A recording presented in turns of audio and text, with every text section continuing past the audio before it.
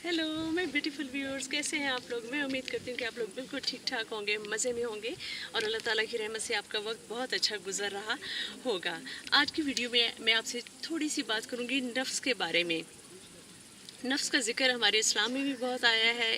फिर तसव्वुफ़ की किताबों में आपको नफ्स के बारे में बहुत कुछ बताया गया है। नफ्स को कंट्रोल कैसे किया जाता है, नफ्स क्या क्या फसादात बर्पा कर सकता है, उनके बारे में बात की गई। और नफ्सियात में भी नफ्स को बहुत ज़्यादा अहमियत दी गई है, इस पर बहुत ज़्यादा तहकीक हुई है।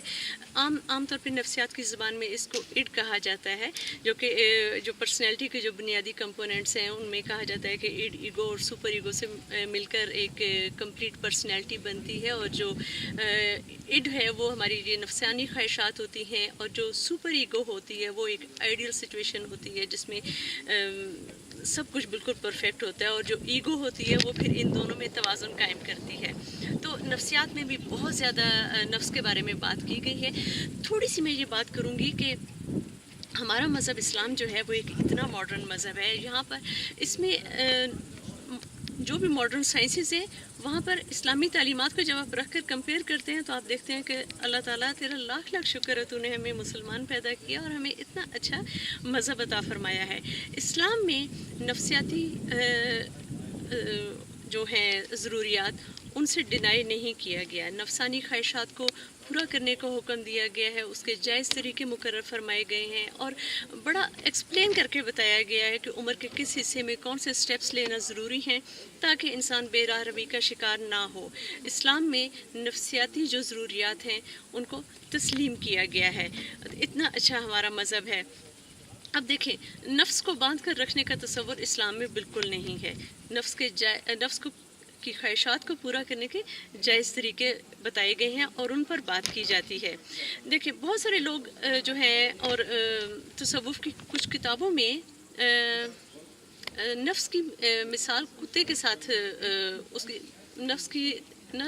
नफ्स को तशबीह दी गई है कुत्ते के साथ। और कहा जाता है कि नफ्स का जो कुत्ता है उसको बांध के रखना चाहिए और उसको दबा के रखना चाहिए और उसको जो है वो कोड़े मारने चाहिए। नहीं, ये वाली बात बिल्कुल दुरुस्त नहीं है।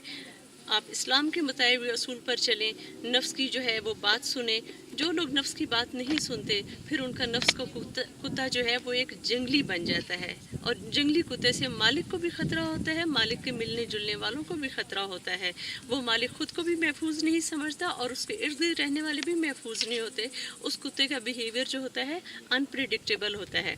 लेकिन देखें, वो मालिक जिसका कुत्ता जो है वो बहुत वेल ट्रेंड होता है, सुधाया हुआ होता है, उसका मालिक बड़े फ़ख्र के साथ चलता है क्योंकि उसका कुत्ता उसके कंट्रोल में होता है।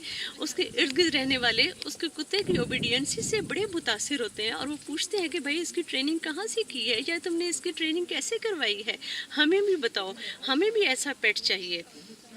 तो ये वो वाली मिसाल बन जाती है कि इस्लाम जो है वो बताता है कि हमने नफ्स के कुत्ते को कैसे ट्रेन करना है, कैसे सुधारना है। और नफ्स के कुत्ते को बांधना नहीं है, उसको मारना नहीं है, उसकी ट्रेनिंग करनी है, उसको प्यार से सुधारना है, उसको अपने कंट्रोल में कैसे करना है ताकि दूसरे लोग और आप लोग कुत्ते का मालिक और दूसरे लोग उसके जंगलीपन से महफूज रह सकें। ठीक है, तो आपने इस्लाम की तालीमात को बड़े गौर से सुनना है, उन पर अमल करना है। हमारा इस्लाम तो बड़ा ज़बरदस्त मज़हब है। ठीक है, उम्मीद करती हूँ आज की वीडियो आपको पसंद आई होगी और अगर आपको अच्छी लगे तो प्लीज़ आप मुझे और मेरी फैमिली को अपनी दुआओं में याद रखें। टेक केयर, अल्लाह हाफिज़।